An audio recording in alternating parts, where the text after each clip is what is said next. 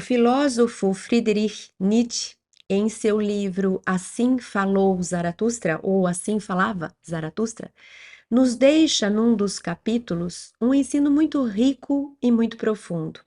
Ele chamou esse texto de Das Três Metamorfoses e se aproveita de símbolos, de três símbolos em específico, para nos contar uma das formas como entende o desenvolvimento da consciência humana, do nosso espírito, do nosso ser. Nas suas palavras, ele disse: três metamorfoses do espírito menciono para vós.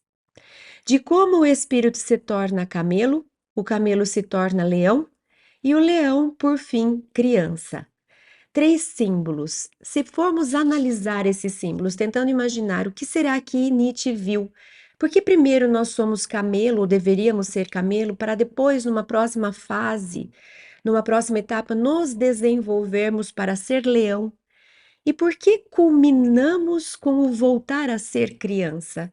O que seria esse ser criança? E se nos aprofundarmos no estudo, na reflexão de cada um desses símbolos, poderemos colher benefícios para o nosso autodesenvolvimento, para o nosso autoconhecimento. Por que que primeiro precisamos ser camelo? Que símbolo o camelo carrega? Camelo, nós pensamos, ele vive no deserto, é uma condição árida, agreste, difícil. Então, o camelo costuma representar, costuma ser para a gente um símbolo de resistência, de resiliência. Ele é adaptável, ele se adapta à condição. É de sobrevivência, um símbolo de sobrevivência frente às adversidades. E, por fim, o camelo é um servidor, porque provavelmente ele ali faz a função de quem carrega aquilo que não é dele. Ele se adapta àquilo que é possível de se ter, vamos viver com o que tem, ele resiste, ele serve, ele se põe como servidor.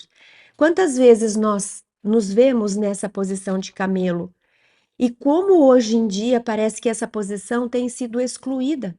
Parece que existe uma narrativa predominante dizendo que não, você não se meta nos problemas dos outros, não. Viva a sua vida. É lógico que tudo existe dois lados, toda moeda tem dois lados. Sim, nós não devemos nos intrometer na vida dos outros, mas estender a mão, participar de um problema de um amigo para ver aquilo que eu sou capaz de carregar, ajudar alguém a carregar a cruz. Nós temos esse símbolo lindo de carregar a cruz na própria trajetória do Mestre Jesus de Nazaré.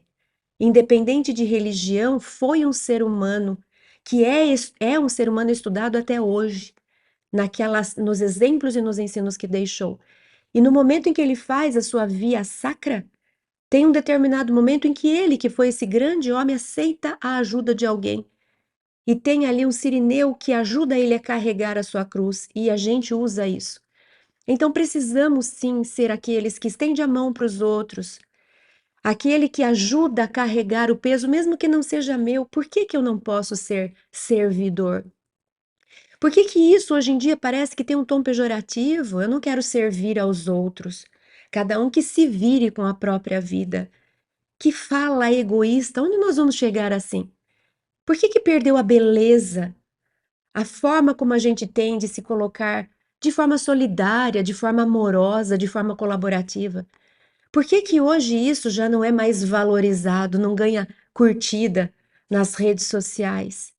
Por que que é bonito aquele que se autopromove, aquele que fala de si, aquele que vive buscando holofotes ao seu redor, de forma egocentrada? Por que que é esse que tem muitos seguidores, enquanto aquele que vive pelo outro, ninguém nem sabe que existe? O ser camelo, Nietzsche, que pena! A humanidade hoje não tem encontrado valor em identificar em si um camelo, em saber lidar nas condições difíceis, sem desanimar, mas resistindo de forma resiliente, aceitando aquilo que a vida oferece naquele momento, sabendo que não é para sempre. Mas nós não queremos. Somos hedonistas, queremos o prazer imediato. Somos consumistas, queremos tudo para hoje. Somos preguiçosos, não queremos mais a disciplina, a resistência, a resiliência.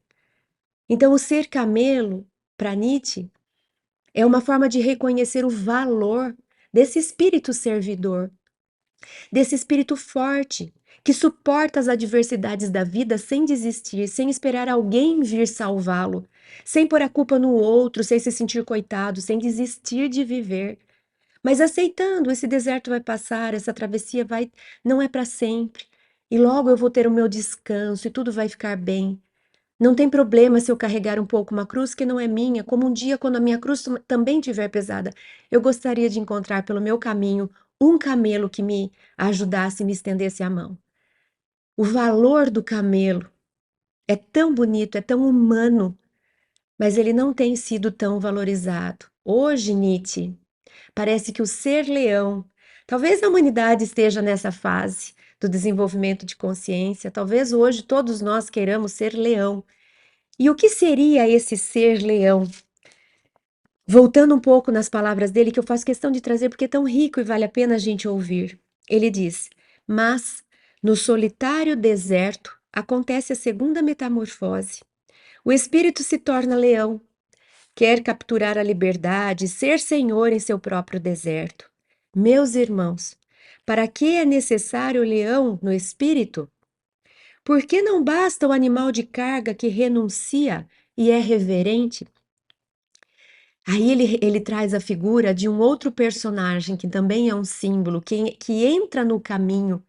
E talvez quando esse símbolo entra no caminho, nos força a sair da condição de camelo para sermos o leão da própria vida. E esse símbolo que surge no caminho, quando nós precisamos deixar de ser camelo para nos tornar leão, é um símbolo que ele trouxe do dragão. E esse dragão, para Nietzsche, tem um nome: não farás. Não farás é o dragão que se coloca na nossa frente, no nosso caminho e não nos permite prosseguir. Aí, voltando ao texto, não farás chama-se o grande dragão que está no seu caminho. Criar novos valores, tampouco o leão pode fazer isso, mas criar a liberdade para a nova criação, isso está no poder do leão.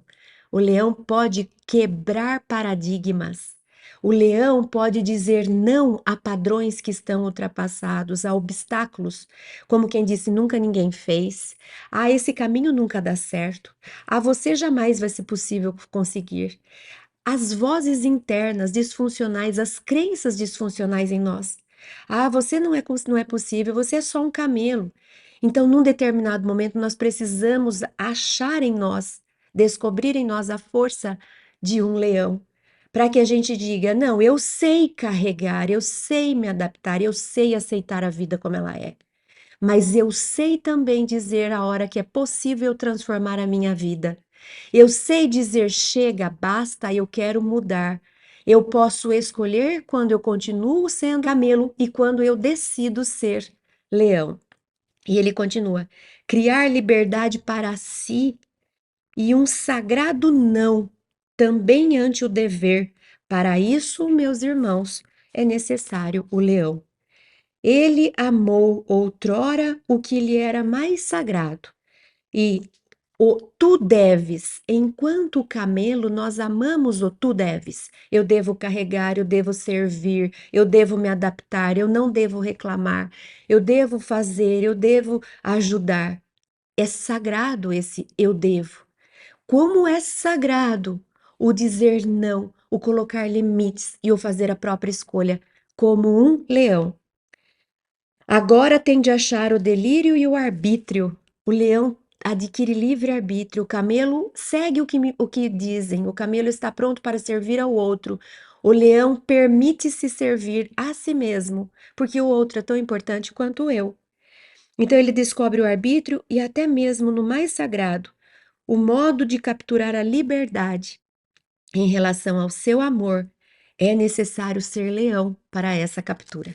Olha que lindo esse texto. E ser leão, então, é símbolo, o leão é símbolo de ser poderoso, o leão é soberano, o leão é solar, o leão é essa luz que ilumina, o leão é a força da construção do dia, da conquista. É a confiança. O leão é indomável, é invencível e ele é justo. Ele tem sido usado muito nos ambientes religiosos para representar a própria divindade. Então, é como se primeiro nós nos colocássemos à disposição da vida, do mundo, do outro, sendo camelo. E depois que nós tivermos essa humildade pronta, em que soubermos fazer para o outro aquilo que o outro precisa na medida das nossas condições, agora temos condição de olhar para a gente e dizer: mas eu também sou importante. Eu quero o meu livre-arbítrio. Eu sou solar, eu sou divina. Eu tenho confiança, eu sou soberana da minha própria vida. Eu posso. Eu posso dizer pro dragão do tu deves, tu deves, tu deves. Eu posso dizer para ele basta. Eu posso dizer sim, sim e não, não, trazendo de novo as palavras do Evangelho de Jesus. Sim, sim e não, não. Isso eu faço, isso eu não faço. Quando eu me torno leão, eu não permito mais que o camelo em mim seja abusado. Eu não permito que façam de mim o que querem. Eu sirvo ao outro com consciência, porque agora eu tenho livre-arbítrio de falar isso eu faço. Isso é abuso, você faça você. Senão eu vou estar te acostumando mal. Então, isso é ser leão, é não fugir das batalhas, é se sentir forte, soberano da própria vida. É ser capaz de dizer, dragão dos padrões, dos condicionamentos, saia. Eu quero liberar o meu caminho e quero fazer o meu próprio caminho. Não é muito lindo isso? Mas dizei-me, irmãos, ele continua, que pode fazer a criança que nem o leão e nem o camelo o conseguem fazer? Por que o leão repasse ainda tem de se tornar criança? Inocência é a criança, é esquecimento, é um novo começo, é um jogo, é uma roda a girar por si mesma, um primeiro movimento, é um sagrado dizer sim. Sim para o jogo da criação, meus irmãos. É preciso um sagrado dizer sim. O espírito agora quer sua vontade. O perdido para o mundo conquista o seu próprio mundo. Se torna criança, então. E o que que é o símbolo da criança, além disso tudo que ele traz? A criança, ela resgata o sentir que o adulto muitas vezes perdeu. Adulto passa a ser mais racional, mais lógico, fazer contas. A criança não, a criança se permite experimentar, a criança se deslumbra com a natureza, a criança se encanta com bichinhos, com insetos. O ser humano já, adulto, já esqueceu que isso existe, está tão focado nos próprios interesses, tem medo de ser camelo, a criança não tem. A criança faz, ajuda se a gente pede, ela é natural, criança é espontânea. A criança não complica a própria vida, ela vive com alegria o momento presente e ela gosta da simplicidade. Ela se encanta com coisas que são naturais, ela não precisa de grandes acontecimentos para ser feliz. Então a gente termina com essa integração. É como se juntasse a espontaneidade, a naturalidade, o espírito servidor, o ser amigo de todos, o não fazer distinção do camelo, com ao mesmo tempo a criação, o ser divino, a criança divina, a luz em nós, a beleza, o encantamento, a naturalidade. Então a criança consegue integrar isso e ela atinge essa última etapa, esse último estágio, segundo Friedrich Nietzsche, em nosso desenvolvimento. E quando nós falamos de metamorfose, a gente lembra da crisálida, do estágio de crisálida da borboleta. Nós lembramos da lagarta, que passa pela crisálida para depois voar como borboleta. E a crisálida pode também ser um símbolo muito interessante para a nossa reflexão. A crisálida, se nós formos analisar a origem da palavra, nós chegamos naquelas línguas mais antigas, por exemplo, na escrita chinesa, crisálida tem essa origem, crise, né? A crisálida é um decomposto dessa primeira parte, crise. A crise, na escrita chinesa, ela é representada por dois ideogramas. O primeiro quer dizer momento de perigo e o segundo quer dizer oportunidade. Olha que lindo. É como se a gente visse um caminho que de repente para bifurcação. Você está vindo acostumado com a sua vida, como ela é, de repente, perigo. Perigo significa atenção, porque daqui nós vamos ter oportunidade. Quando tem oportunidade, tem escolha. Nós vamos ter uma bifurcação. Então, perigo no sentido de alerta, porque a partir daqui a gente vai bifurcar. Ou você adota a oportunidade, cresce, vira borboleta, se desenvolve ou você recua, recusa e continua por o mesmo caminho sendo lagarta. Olha que bonita essa imagem.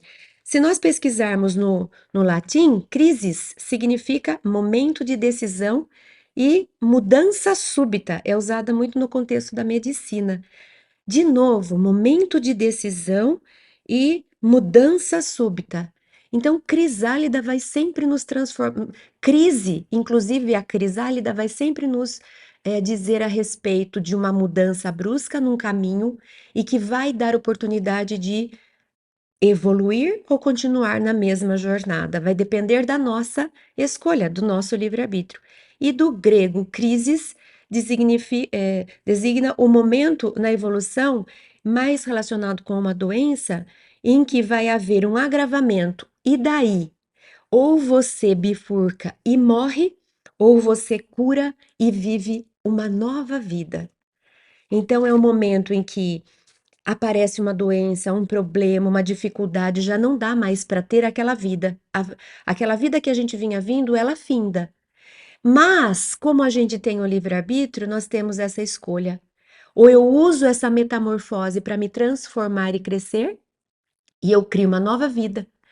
Ou eu falo não para isso e tento me adaptar e eu morro no sentido de que eu perco a renovação, eu continuo no mesmismo. Eu posso até continuar a viver, mas eu já vivo uma vida morta, porque eu tive chance de evoluir e eu preferi ficar naquele nível de lagarta que rasteja.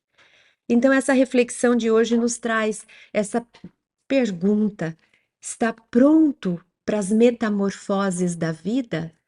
Você tem aceitado fazer essas mudanças? Já experimentou o que é ser camelo, o que é ser leão, o que é ser criança, o que é ser lagarto, o que é ser borboleta? Tem vencido os dragões do não pode, fique onde você está, você não pode se modificar? E para a gente finalizar a nossa reflexão, eu trouxe mais uma obra, que é a obra clássica de Lewis Carroll, Alice no País das Maravilhas, que de criança para criança esse livro não tem nada. Ele tem muito para a gente, enquanto adultos, a aprender sobre si mesmo e sobre a vida. Tem um trecho em que ela encontra a lagarta, veja, essa lagarta sempre trazendo esse símbolo da transformação. E aí, a lagarta pergunta para Alice: quem é você? Aí eu fico me perguntando, se alguém perguntar para a gente quem é você, tenho certeza que a gente vai dar nome, número, número de conta, endereço, currículo, conquistas, né? Trabalho, profissão, status. São essas informações que nos são adereços que a gente acaba oferecendo. Mas o quem é você não é o quanto você tem, que papel você representa, onde você mora, quantos anos você tem. Quem é você é tão profundo e Alice nos oferece uma resposta profunda quando ela diz: Alice respondeu, meio encabulada: eu mal sei, sir, neste exato momento. Pelo menos sei quem eu era quando me levantei esta manhã, mas acho que já passei por tantas mudanças desde então. É isso, viver é aceitar a vida como uma sequência de metamorfoses, de transformações, de mudança. E se quisermos ser criança e ser borboleta, vamos precisar aceitar uma dose de transformação diária em nossas vidas.